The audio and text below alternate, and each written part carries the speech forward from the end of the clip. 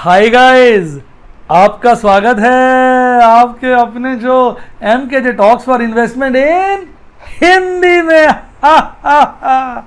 कैसे हैं आप बेटा? कार्यक्रम की शुरुआत करेंगे शेयर बाजार की कहानी MKJ की जुबानी। बेटा आज जो है हमारा विषय रहेगा कि भाई बाजार में इतने बादल गहराए, नैस्डैक दबा के गिरा, भारतीय बाजारों में भी मंदी देखने को मिली, लेकिन फिर बाजार तेज हो गया। भाई ये क्या है? आपको याद होगा मैंने कई बार आपको बोला है, बाजार जब गिरता है तो चढ़ चढ़ के गिरता है और चढ़ता है तो गिर गिर के चढ़ता है। तो पहले हमें ये देखना चाहिए बाजार की स्थिति क्या है। देखिए बाजार में लिक्विडिटी बहुत ज़्यादा है, बहुत ज़्यादा लिक्विडिटी है। सरकारें ये तय कर चुकी हैं कि बाजार को गिरने नहीं देंगे, और एक बार सरकार किसी चीज़ की कमिटमेंट कर ले तो फिर वो खुद की भी नहीं सुनती, कमिटमेंट पूरी करती है। ये मेरा मानना है। आप खुद देखिए, देश में डिमोनेटाइजेशन आया, लोगों ने हाहाकार मचाया, हर किसी ने अपने हिसाब से वो 25-30 जो गालियां हैं उनमें से सरकार को गालियां दी, बुरा भला कहा, और उसके बाद क्या हुआ? लाइन में लगे, नोट चेंज कराए। भाई सरकार से जीतना मुश्किल है, सरकार सर्वोपरि है। भाई बिन लादेन तक नहीं जीत पाया अमेरिकी सरकार से, मैं और आप तो चीज ही क्या है। जब अमेरिकी सरकार ने सोच लिया कि भैया हमने इसको खत्म करना है, तो वो पाकिस्तान में घुस के उन्होंने खत्म कर दिया। मैं आपको एक मिसाल दे रहा हूं, यानी सरकारों में बड़ी शक्ति होती है साहब। तो अब जब सरकार ने सोच लिया कि फंडामेंटल्स वीक है, कोई बात नहीं, हमने बाजार को गिरने नहीं देना, हम नोट छापेंगे डालेंगे, डालेंगे छापेंगे, छापेंगे डालेंगे, तो बाजार में लिक्विडिटी बढ़ गई तो बाजार गिरेगा कैसे? अब बाजार के सही मायने में गिरने की उम्मीद तभी आएगी ना जब ये लिक्विडिटी कम होगी। अच्छा सरकार तो सरकार, लोगों के काम धंधे चौपट हो गए, लोग घरों में बैठ गए। जिसका धंधा ठीक से नहीं चल रहा उसके पास कैश तो है, वर्किंग कैपिटल है, पुरानी सेविंग्स है, उसने भी उठा के कहा कि टाइम पास क्या करना, शेयर बाजार में पैसा लगा दो। अब शेयर बाजार में लिक्विडिटी इतनी ज़्यादा हो गई, बाजार भाग खड़ा हुआ। तो ये सारा गेम ना लिक्विडिटी का भी है। इकोनॉमिक्स में जब मैं क्लास लेता हूँ और लोग मुझसे पूछते हैं सर इन्फ्लेशन क्यों होती है, तो मैं कहता हूँ भाई इन्फ्लेशन का मेन कारण क्या है? Too much money chases too little goods, तो उन गुड्स की कीमत बढ़ जाती है। जब बहुत सारा पैसा थोड़े से गुड्स के पीछे भागेगा तो उसकी कीमतें बढ़ जाएंगी। यही इस वक्त संसार में हुआ। सारी विश्व की सरकारें आपस में मिल गई, एक दूसरे को इन्फॉर्मेशन देख रही थी, एक दूसरे को कॉपी कर रही थी। अमेरिकी बाजार ने सोच लिया कि 1919 वाली गलती को नहीं दोहराना, जो ग्रेट डिप्रेशन के वक्त गलती हुई थी। उन्होंने बैंकों को सपोर्ट नहीं किया था, फेड ने सोच लिया भाई कुछ हो जाए, बैंक को हम सपोर्ट करेंगे, दे पैसे पे पैसा। सरकार तो और आगे निकल गई, काम धंधे, लोग घर बैठ गए, तो वहाँ पे तो तनख्वाहें फ्री बांट दी। एक मिनिमम अमाउंट था, मुझे कई लोगों ने स्क्रीनशॉट भी भेजे मेरे व्हाट्सएप के स्टूडेंट से, देखिए सर हमें इतने $1000 सरकार ने दिए।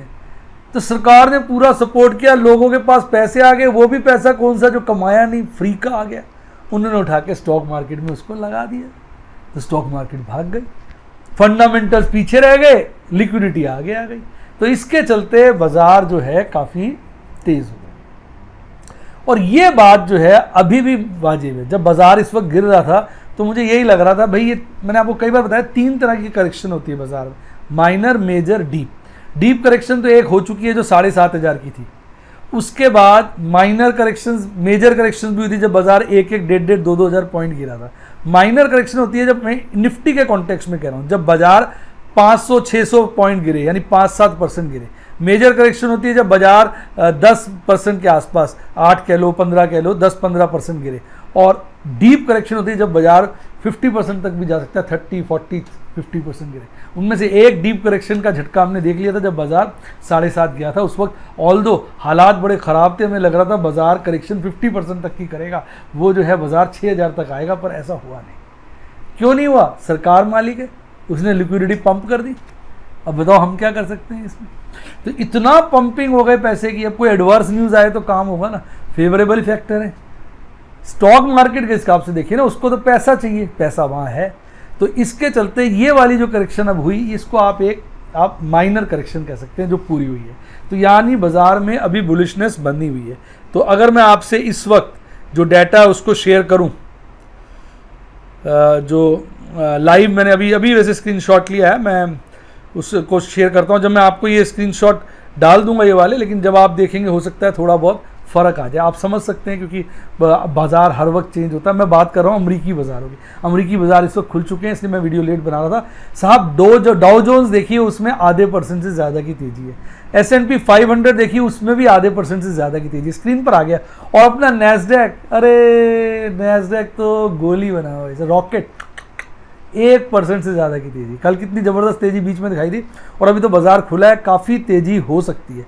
आइए शेयर वाइज चर्चा कर लें। टेक्नोलॉजी के शेयर भाग रहे हैं। टेस्ला देखिए लगभग 5% की तेज़ी, एप्पल देखिए 1.25% की तेज़ी, अमेजॉन देखिए 0.25% की तेज़ी, एनवीडिया देखिए 1.5% से ज़्यादा की तेज़ी, माइक्रोसॉफ्ट देखिए आधे % से ज़्यादा की तेज़ी। एक निकोला में थोड़ी गिरावट है, 9% के आसपास की शेयर की गिरावट है। अगर जूम वीडियो में देखिए 1.5% से ज़्यादा की तेज़ी, और अपना फेसबुक भी आधा % से ज़्यादा तेज़ी।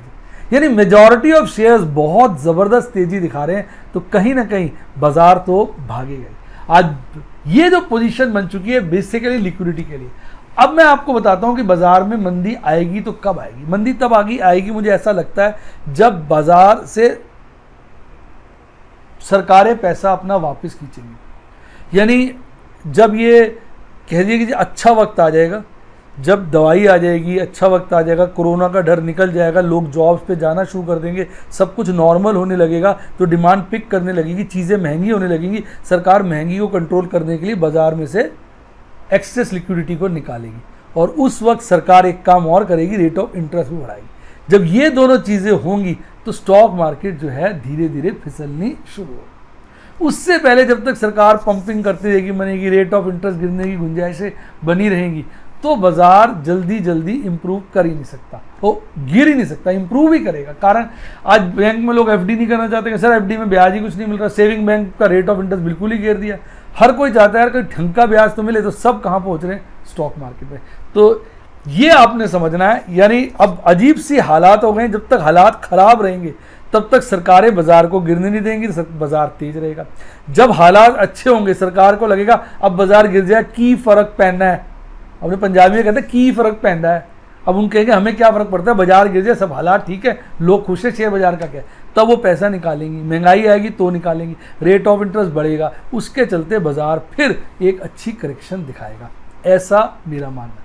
आप लोग इकोनॉमिक्स के पॉइंट ऑफ व्यू से क्या सोचते हैं, अपने जवाब नीचे कमेंट बॉक्स में ज़रूर दें।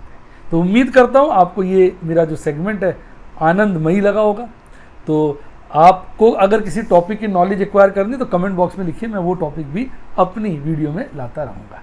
अब बात करते हैं बाजार आज, और बाजार आज में सबसे पहले आपका निफ्टी बैंक।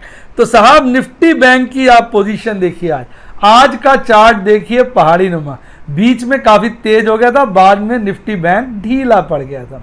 कल निफ्टी बैंक बंद हुआ था 22,267 पर, और आज एक अच्छी गैप अप ओपनिंग के साथ 22,466 पर खुलता है। हल्का सा चढ़ता है, गिर जाता है, थोड़ा सा गिरने के बाद जो तेजी पकड़ता है तो एक पीक बनाता है 22,678 पे, 22,678 पर, और उसके बाद फिर धड़ाम से गिरता है, पीक बनाने के बाद एक बॉटम बनाता है 22,225, और फिर ऊपर नीचे करता करता बाजार अंत में 22,466.20 पे बंद होता है। जहां पे खुला था ध्यान से देखिए वहीं पर बंद होता है। ऊपर की विक भी अच्छी, नीचे की भी विक अच्छी, यानी कहीं ना कहीं इनडिसिसिव डोजी जो है आज आपके निफ्टी बैंक ने बनाया। ओवरऑल निफ्टी बैंक में गेन देखा जाए तो 0.89% का था, यानी 199 पॉइंट, लगभग 200 पॉइंट बढ़कर आपका निफ्टी बैंक आज बंद होता है। बात करते हैं इसके स्टॉक्स की। निफ्टी बैंक में आप जानते हैं 12 स्टॉक हैं, 12 में से 3 लालियाली में, 9 हरियाली में, तो कहीं ना कहीं आज हरियाली भरे शेयर थे, और अच्छी खासी तेजी आईडीएफसी फर्स्ट बैंक में देखने को मिली। आपको बता दूं आईडीएफसी फर्स्ट बैंक की मैंने 28 रुपए की पुट कुछ दिन पहले ही बेची थी, और कल परसों बाजार गिरा, कल बाजार गिरा, मतलब बाजार में जो गिरावट आई उसके चलते उस पुट में मुझे खासा नुकसान हो रहा था, और आज आईडीएफसी फर्स्ट बैंक ने अच्छी रिकवरी दिखाई तो पुट में वापस फायदा हो गया। और तेज वाले बैंक अगर आप देखेंगे axis bank, bank of Baroda, RBL, और सबसे गिरावट ज़्यादा दो स्ट्रॉन्ग बैंकों में देखने को मिली, और वो है आपके प्यारे एचडीएफसी बैंक और कोटक बैंक। आइए अब बात करते हैं देश की आन बान और शान, आपका अपना निफ्टी 50। निफ्टी 50 को अगर आप देखेंगे, ये निफ्टी बैंक से फर्क है। निफ्टी बैंक चढ़ा और धड़ाम से गिरा, और ये ओवरऑल देखेंगे आप ऊपर की तरफ ऊपर की तरफ ऊपर की तरफ ही जाता रहा, और इसका बहुत बड़ा शेयर जो श्रेय है वो जाता है अपने रिलायंस के शेयर को। भाई साहब आज धूम मची धूम, रिलायंस ने कर दी सबकी जी छुट्टी। आज जो है रिलायंस ने भाई साहब सारा तहलका मचा दिया, एक नया 52 वीक हाई भी बनाया। इसकी चर्चा अभी हम करते हैं, पहले हम बात कर लेते हैं आपके प्यारे निफ्टी 50 की। निफ्टी 50 कल बंद हुआ था 11,278, 11,278। आज गैप अप ओपनिंग के साथ 11,363 पे खुलता है। खुलने के बाद उसी में एक बॉटम तैयार करता है 11,327 पर, नेवर लुकिंग बैक। 11,327 का बॉटम बनाने के बाद पीछे मुड़ के नहीं देखता, चढ़ता जाता है चढ़ता जाता है। हाँ बीच में गिरता भी है, लेकिन जाते जाते एक बड़ी पीक तैयार करता है आपकी 11,464 की।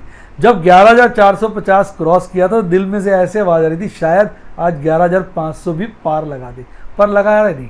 11,064 पर 11,464 की पीक बनाकर हल्का से गिरकर 11,449 पर बाजार बंद हो जाता है। ओवरऑल 1.5% यानी 1.52% की तेजी के साथ लगभग 171 पॉइंट्स बढ़कर आपका निफ्टी 50 11,449 पर आज बंद होता है।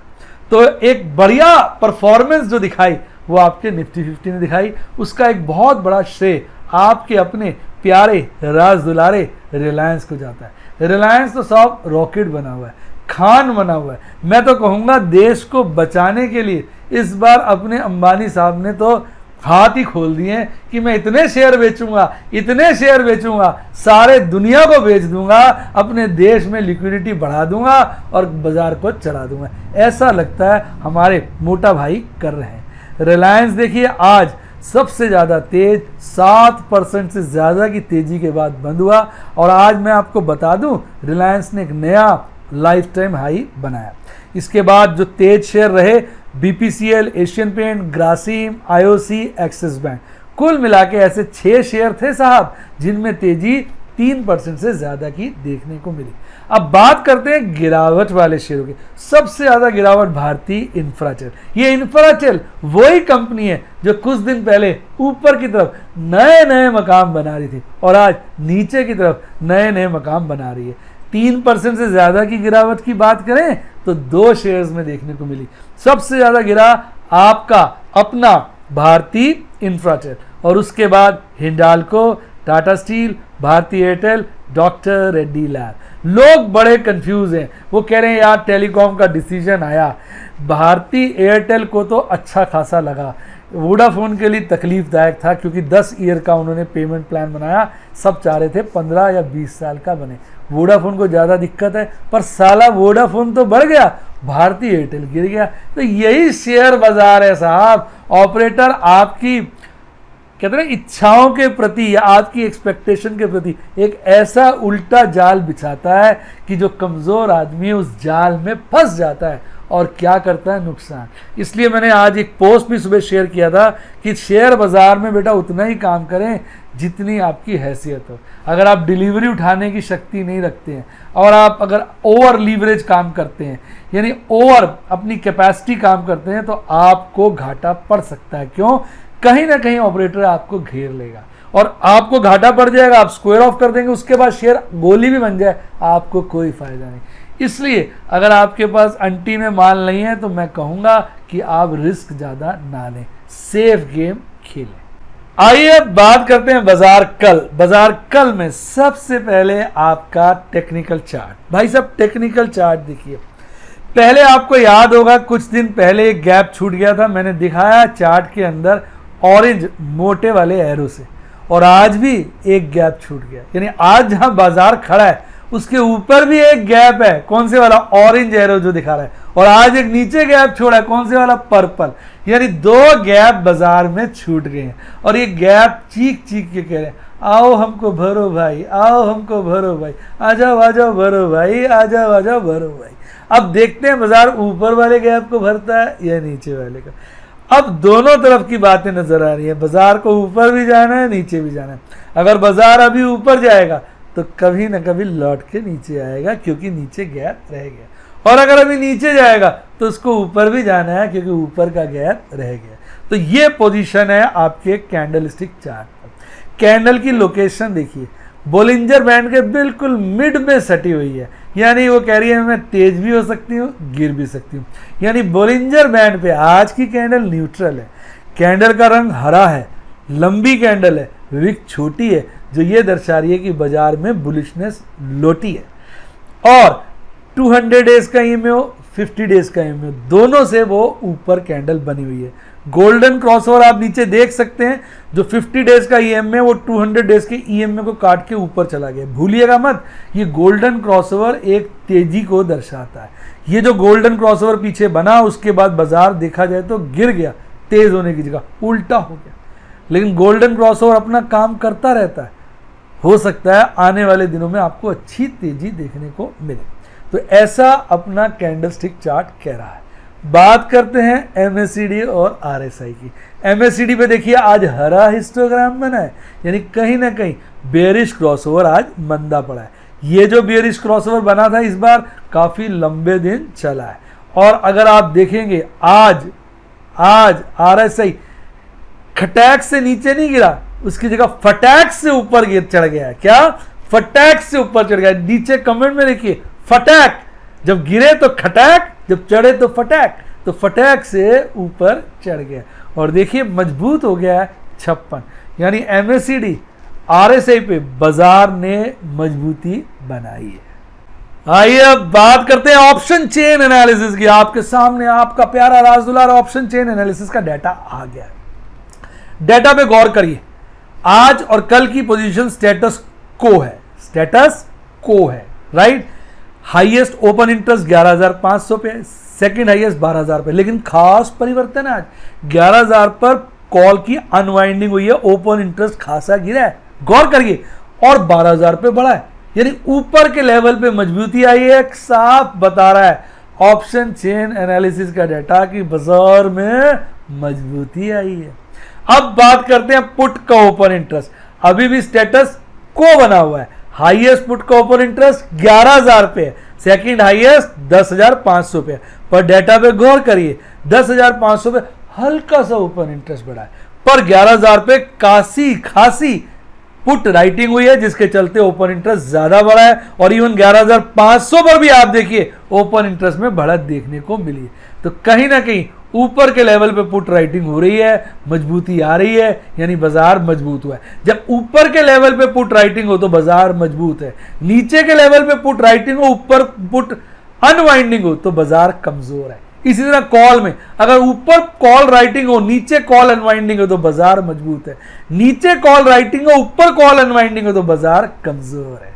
तो ओवरऑल कॉल और पुट दोनों का ओपन इंटरेस्ट तेजी की तरफ इशारा कर रहा है। मैं नहीं कह रहा, डाटा कह रहा है। बात करते हैं थ्योरी ऑफ मैक्सिमम पेन की। तो साहब थ्योरी ऑफ मैक्सिमम पेन को देखिए, उसका भी जो सिचुएशन है स्टेटस को है, मतलब 11,500 पे ओपन इंटरेस्ट हाईएस्ट है और सेकंड हाईएस्ट 11,000 पे। लेकिन गौर करिए मेरे भाई मेरे दोस्त, 11,500 पे टोटल इंटरेस्ट की अनवाइंडिंग हुई है और 11,000 पे राइटिंग हुई है, जिसके चलते टोटल इंटरेस्ट बढ़ा है। तो 11,000 मजबूती ले रहा है, 11,500 कमजोरी ले रहा है, और दोनों के बीच का अंतर बहुत थोड़ा रह गया। तो यानी कहीं ना कहीं बाजार जो सिमटने की कोशिश कर रहा है 11,500 और 11,000 के बीच में कोशिश कर रहा है। आइए बात करते हैं आपके प्यारे राज दुलारे किसकी F5 की। भाई F5 ने आज फिर परिवर्तन देखने को मिला है। F5 ने चकमा दे दिया है। F5 ने कल नेट बिकवाली की थी 959 करोड़ की, 959 करोड़ की, और आज इसके विपरीत नेट खरीदारी करी है 838 करोड़ की। भाई साहब बाजी ही पलट दी।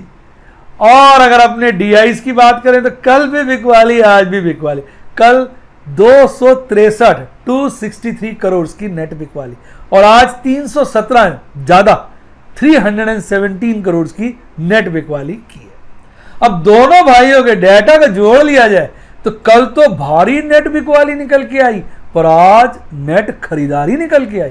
कल दोनों भाइयों ने मिलकर 1223 करोड़ 1223 करोड़ की नेट बिकवाली की, और आज दोनों भाइयों ने मिलकर 521 करोड़ 521 करोड़ की नेट खरीदारी की। तो आज का डेटा तो चीख चीख के की बात कर रहा है, खरीदी खरीदी खरीदी, बाजार में खरीदारी लौटी है। आइए अब बात करते हैं MKJ स्टूडेंट टॉक्स। बेटा आज आपने देखा पीछे बाजार गिरा, मैंने हाथ खींचे पर मैंने ट्रेड करना नहीं छोड़ा।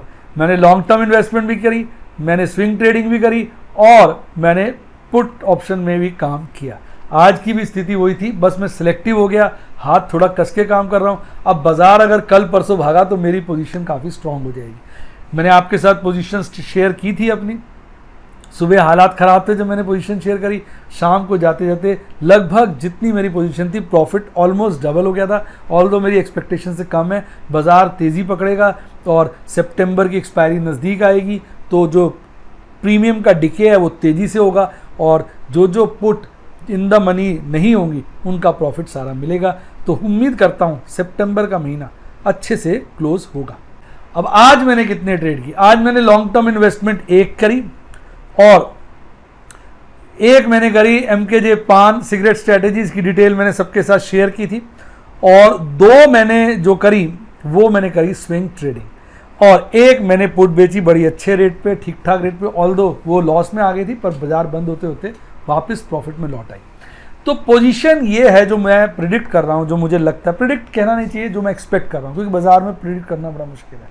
बाजार की टाइमिंग नहीं हो सकती, ये बात तो साफ। मैं भी कई बार कोशिश करता हूँ पर हो नहीं पाती। अपना लॉन्ग टर्म विजन लेना चाहिए, ओवरऑल पोजीशन देखनी चाहिए, बाजार में टेक्निकल्स क्या है, कैश क्या है, फंडामेंटल्स क्या है। फंडामेंटल्स हमें डरा रहे हैं कि बाजार गिर सकता है, और कैश बता रहा है बाजार चढ़ सकता है। तो ओवरऑल पोजीशन क्या है कि जो इंडेक्स वाइज है, इंडेक्स लेवल पर यानी ओवरऑल बाजार तेज है, कोई ना कोई शेयर इंडेक्स को संभाल लेता है, पर स्टॉक वाइज रिजल्ट्स आ रहे हैं और हैपनिंग्स हो रही हैं, जिसके चलते आपको बहुत अच्छे अच्छे स्टॉक्स जो है बहुत मंदे रेट पे मिलेंगे। जैसे ही सुबह बाजार खुलता है, मैं आपको क्लियर कर दूं कि मेरी टीम लग जाती है ऐसे शेयर्स को खोजने पे जिनका RSI गिर चुका होता है, गिर रहा होता है, वो मुझे बताती जाती है, मैं एनालिसिस करता जाता हूँ, उसके हिसाब से हम लोग सौदे डालते रहते हैं, और जैसे जैसे अपने लाइव डेमोन्स्ट्रेशंस होते हैं वो शेयर करते हैं, उनकी डिटेल्स आपको बताते हैं। मैं अपने स्टूडेंट से एक बात की दरखास्त करूँगा कि बेटा अगर आप दिन में कोई शेयर देखते हैं जिसका RSI गिरा हो, जिसमें खासी तब्दीली आई हो, तो आप फटाक से मुझे व्हाट्सएप के, अगर मेरे स्टूडेंट है तो मैसेज कर दीजिए, अगर यूट्यूब के स्टूडेंट है तो आप कम्युनिटी पोस्ट पे किसी पोस्ट के नीचे डाल दीजिए। अच्छा रहेगा। प्लेटिनम वाले प्लेटिनम पोस्ट के नीचे डालें, एमरल्ड वाले एमरल्ड पोस्ट के नीचे डालें, डायमंड वाले डायमंड पोस्ट के नीचे डालें। इससे क्या होगा, वो मुझे फटाक से मेरी टीम को पता चल जाता है, वो मेरे से शेयर करती है और हम उस पर लग जाते हैं। हमने एक फौज बन के काम करना है, हम अलग अलग नहीं है, सब ने मिलकर। कहते हैं साथी हाथ बढ़ाना साथी रे, एक अकेला थक जाएगा, मिलकर जोर लगाना। तो हम सब ने मिलकर जोर लगाना है, और हम मिलकर जोर लगाएंगे तो ऐसी कोई ताकत नहीं है जो हमें हरा सके। तो उम्मीद करता हूँ आज का सारा मैंने आपको समराइज चीज़ें बता दी। और इसके साथ अगर आप में से कई लोग जो मेरे स्टूडेंट नहीं है, बनना चाहें, तो मेरे चैनल के सब्सक्राइब के साथ एक ज्वाइन का बटन आ रहा है, आप उसको दबा दीजिए। पूरी की पूरी डिटेल आपको मिल जाएगी, सारे मेरे स्टूडेंट प्लान्स मिल जाएंगे, जो आपको अच्छा लगे आप उसको ज्वाइन कर सकते हैं। और आप अगर मेरे व्हाट्सएप के स्टूडेंट बनना चाहें, ज़्यादा नज़दीक से गुफ्तगू करके आप चीज़ें पूछना चाहें, डाउट पूछना चाहें, तो फ़ोन नंबर डिस्क्रिप्शन बॉक्स में दिया हो, मेरी टीम को कॉल करिए, वो आपको मेरा जो मेंबरशिप प्लान है वो समझाएगी, आपको हेल्प करेगी। और हाँ, अगर आपने डीमैट अकाउंट नहीं खुलवाया तो खुलवा लीजिए, उसका लिंक डिस्क्रिप्शन बॉक्स में है। अगर आपने डायरेक्ट म्यूचुअल फंड में अप्लाई करना है तो कर लीजिए, उसका लिंक भी डिस्क्रिप्शन बॉक्स में। और ये आ गया मेरे टेलीग्राम चैनल का लिंक। साहब, जिसने इसको ज्वाइन किया उसकी लाइफ झिंगा लाला, जिसने नहीं किया उसकी लाइफ ढीला ढाला। मेरे सारे के सारे स्टूडेंट बोलते हैं सर गाना गा दिया करो एक बारी, वो टेलीग्राम वाला गाना भी बड़ा अच्छा होता है। टेलीग्राम में मैंने काफ़ी इंप्रूवमेंट्स कर दिए, काफ़ी नई चीज़ ले आया हूँ, कभी न्यूज़ ले आता हूँ, कभी आपके साथ स्मॉल केस शेयर कर देता हूँ, कभी कभी कुछ, तो आप उसको मिस ना करें। इसी के साथ साथ बाय, गॉड ब्लेस यू, और आप स्टॉक मार्केट में सदा आगे बढ़ते जाएं।